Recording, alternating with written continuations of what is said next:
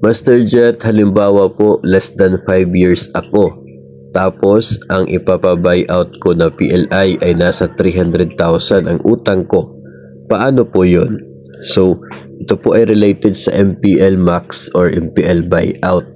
Kung less than 5 years ka pa lang, no, so yung period with paid premiums mo, less than 5 years din. So, base po sa loanable amount ng MPL buyout ay 4 times lang ng basic pay, basic salary, ang pwede mong magiging loan. So, kung teacher 1 ka ngayon, 5 years, of course, nasa 30,000 plus. No? Let's say, kahit 30,000 po yung maging base natin. 30,000 na basic salary times 4, that is only 120,000. Yung utang mo sa isang PLI, 300,000. So, hindi mo pwede ipa-buy out sa MPL na maximum of 120,000 lang yung utang mo na 300,000. Kasi hindi siya total buyout, may matitira doon sa PLI loan mo. At kung may matitira doon, hindi mawawala yung deduction ni PLI kasi may balance ka pa. Hindi rin bababa yung amortization kasi hindi mo naman ni-renew yung loan. So, ang mangyayari niyan, possible yung insufficient net pay na mangyayari. Kaya hindi pa rin siya maa-approve. So, wala talagang possible buyout na mangyayari. Walang magiging application sa inyo, no? Itong MPL buyout na ito kasi nga hindi kaya ng pwede mong utang yung utang mo sa PLI. Ito po yung isa sa mga downsides ng MPL buyout kasi alam po natin yung reality sa ngayon sa field, kahit sa DepEd lang, no?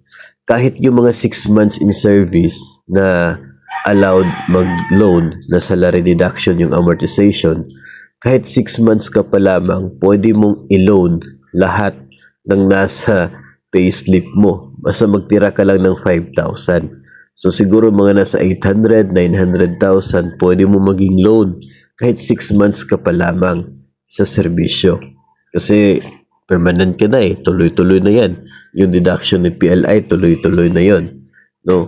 So, as early as that, ganun na kalaki yung utang sa mga PLIs.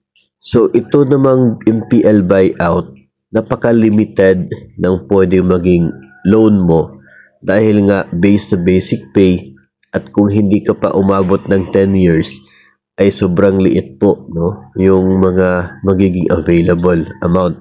Like for example, sa akin personally, yung maximum dito sa akin is nasa 210,000.